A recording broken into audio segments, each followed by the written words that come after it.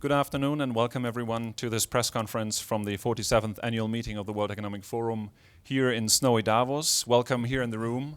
I see there's more gentlemen and ladies joining us. Welcome, don't be shy, take a seat. And welcome to everybody who's joining us on the live stream, to our global audience there. Welcome to this press conference. We're joined here today and it's our great pleasure for me to introduce to you the Vice President of Nigeria, Mr. Yemi Osinbajo. I've been told by colleagues from Nigeria that that's the way to pronounce the name. Apologies. I hope I did it right. So without further ado, ladies and gentlemen, I'll give the floor to you, Mr. Vice President. Tell us about Nigeria, tell us about your expectations here at Davos and what your message is to the assembled business and public sector and civil society leaders here in Davos, please. Good afternoon, everyone, and thank you very much for coming to this. Let me just very quickly say that everyone sort of knows that that Nigeria is, in GDP terms, possibly the largest economy in Africa, and also that in the past 3 quarters, Nigeria has been in a recession, and that after that recession continues, the economy contracted by about 1.8% in the last quarter of 2015. But we've developed a robust economic recovery and growth plan, not just to take the country out of recession, but more importantly, to set us on a path of sustained growth. That economic recovery and growth plan is very important to us because it's also an opportunity for us to address some of the structural problems that the economy has. Many would probably know that the largest source of revenue the largest source of government revenue is oil, and also the largest foreign exchange earner. And that in the past year, aside from the drop in oil prices, we've had disturbances in the Niger Delta, which has led to a sharp drop in production, especially in last year. And the drop was so sharp that we're losing as much as 60% of revenues. But all of that is certainly improving now, and part of the economic recovery and growth plan is to address the issues in the Niger Delta, many of which we're coming to terms with already, and we're seeing production coming back up. And we're also looking at the opportunities that this offers for diversification, given the fact that the Nigerian economy, as I pointed out, is almost a single source foreign exchange earner and largest revenue. In fact, oil is not just the largest revenue earner, but also accounts for practically 52% of non-oil revenues as well. I mean, it accounts for roughly about 52% of non-oil revenues as well. So it really is crucial. But we're looking at diversifying. We're looking at agriculture, the whole agro-allied value chain. We're looking at petrochemicals.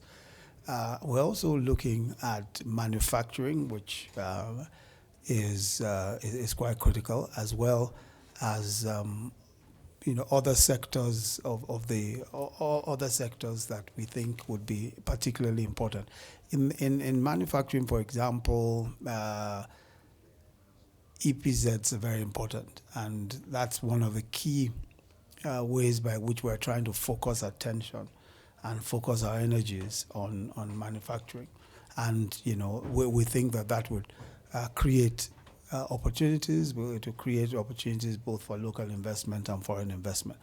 I don't want to go into a monologue. I was hoping that this would be interactive, so I think I'll probably just stop at this point and hope that I'll get a few questions. Yes. Thank you, Mr. Vice President. And let's follow that recommendation. We have a microphone in the room, so if I can see a show of hands who's interested to ask a question. Yes, the gentleman in the middle here. If you could state your name and organization for the sake of our online audience, please. Good afternoon. Reuters News Agency, Dmitry Zhdanikov. I'm here. Just a couple of questions. One, you've mentioned the oil production. Would it be possible to say where the current production stands at the moment, and give us a bit of an update on talks with the militants in the Delta? And we've seen lately new statements from Avengers, so the oil markets are beginning to get concerned about this again.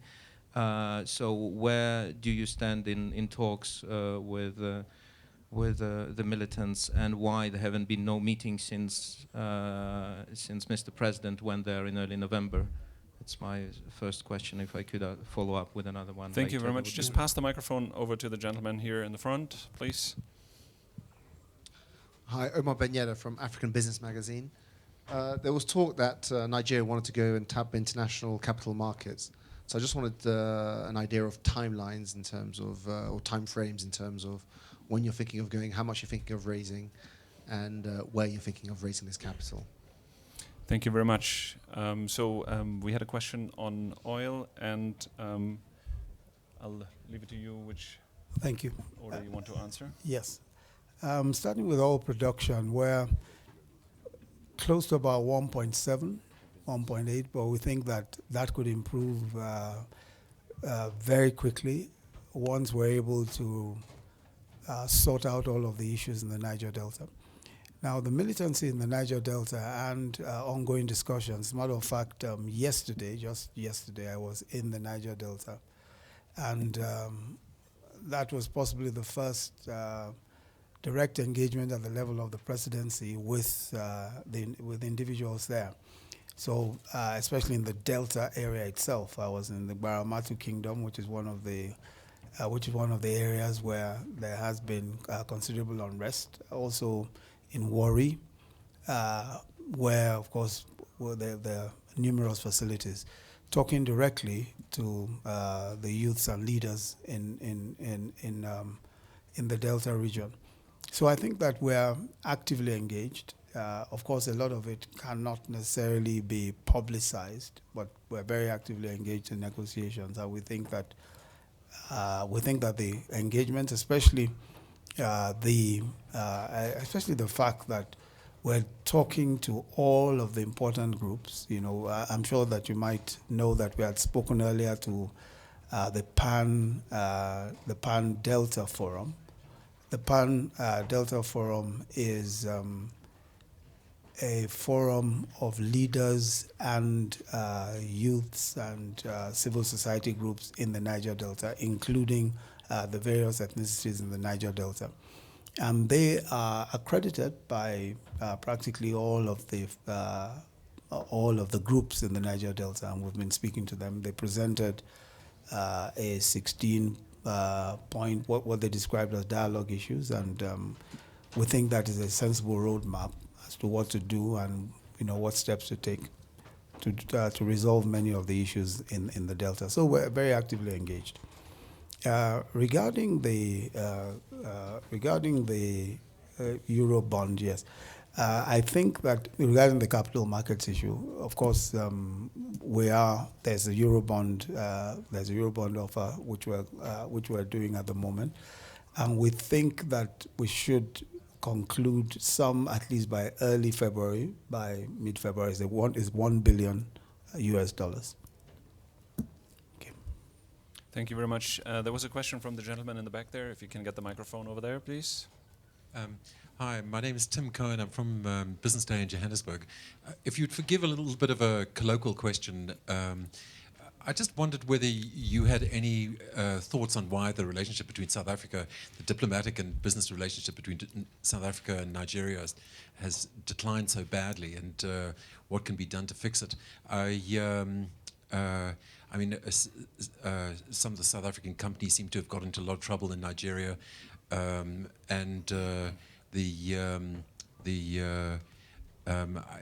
it seems to me very disappointing for the two biggest economies on the continent to be at odds in this way.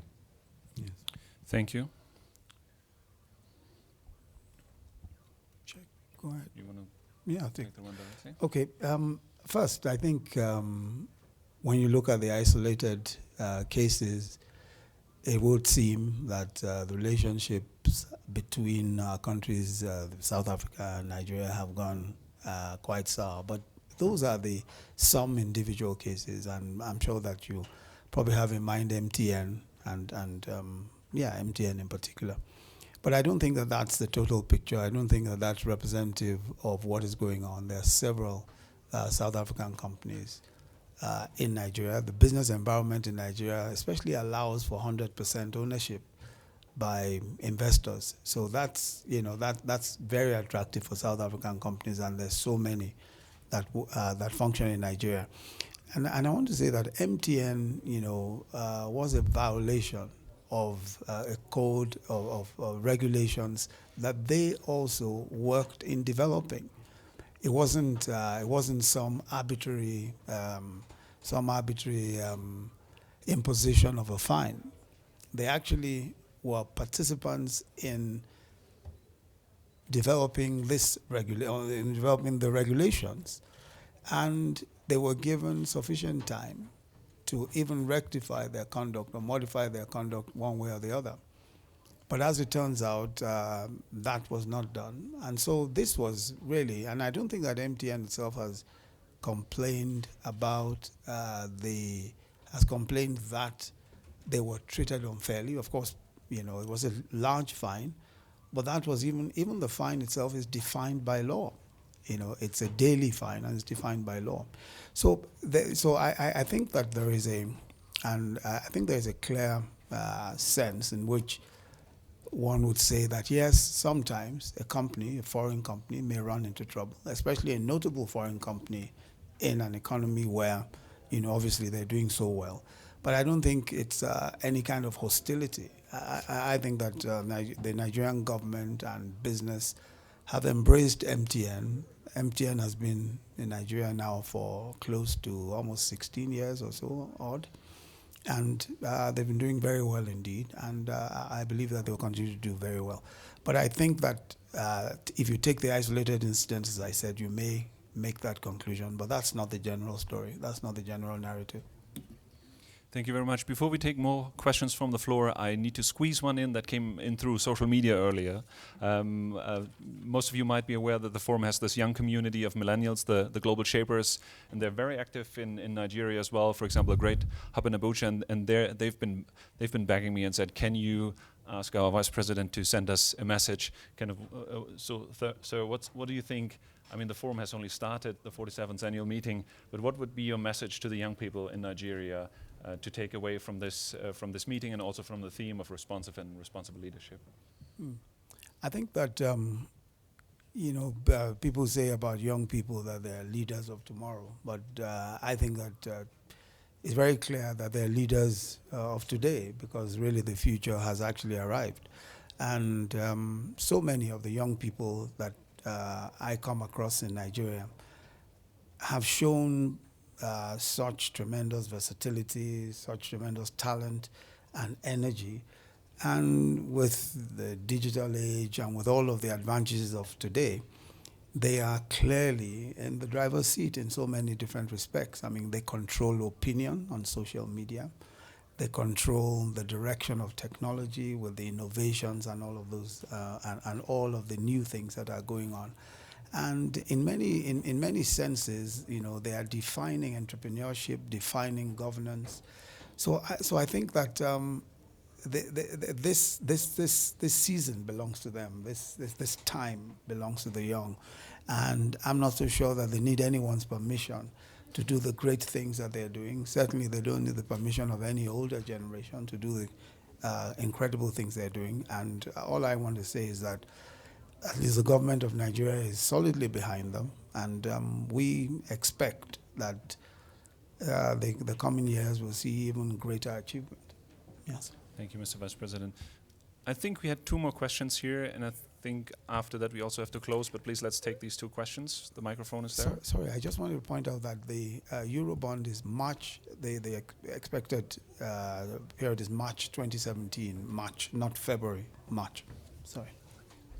Please go ahead. Mr. Vice President, can I ask you what steps the government is planning to take to unify the exchange rates? Because we have such a big gap between the official and unofficial exchange rate, and that's surely really having a bad effect on your economy.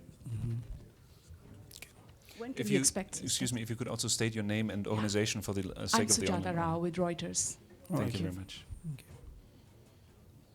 Well, let me just say first that the central bank is responsible for monetary policy generally, and we have a structure that allows the central bank independence by legislation.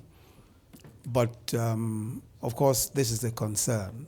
The gap between the official and the parallel market is a concern, and as we pointed out, it isn't helpful. So if you look at our economic recovery and growth plan, it is clearly the expectation that this will be redressed, and this is a conversation that we're having with the central bank itself, and I believe that some adjustments need to be made, that we must advance towards an exchange rate policy that closes that gap as quickly and as efficiently as possible. Thank you very much. Excuse me, can you use the microphone? Sorry, but is there any indication of when this might happen? Very soon, I hope. Thank you very much. As I said, I'm not in charge of monetary policy, the central bank, but the conversation is on, as I've said, and there's a lot of hope that we'll be able to resolve some of these issues as quickly as possible.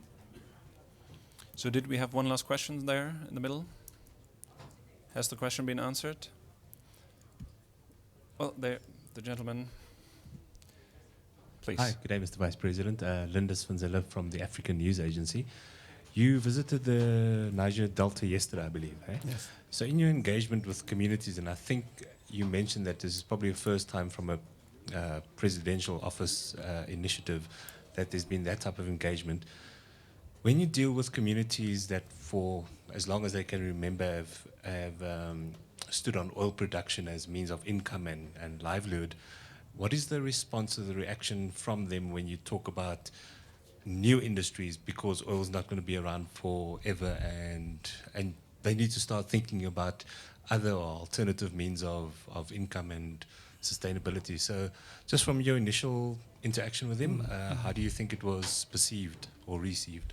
Yes. Thank you. In fact, one of the, I'm not so sure whether you're alluding to the fact that was a message that I actually took to the communities, that we're not always going to have the kind of value that oil has today, and that in another, how many years? I mean, some say 30 years, some are even saying much less. Oil may be less valuable than it is today. And that we really need to be, first, I mean, to them, is really more, let's take advantage of the window that we have, and that we cannot afford to continue the kind of militancy that leads to low oil production, and time is running out. So I think that message is one that resonates with the communities. Their response to it, has been very positive. I think that all they're saying is, okay, let's engage, let's talk about this. There are issues around justice, there are issues around resource control. They have their own issues. But I think it's a very sobering message, and the facts are all there for everyone to see. So they know this is not to frighten anyone or to push anyone to negotiations in any way. And I think it really does resonate with them. Thank you very much, and thank you all for watching, because it is time to close this press conference. Thank you, Mr. Vice President, for joining us here today and for answering all the questions. Thank you for watching, and thank you for all for being here. Thank you very much.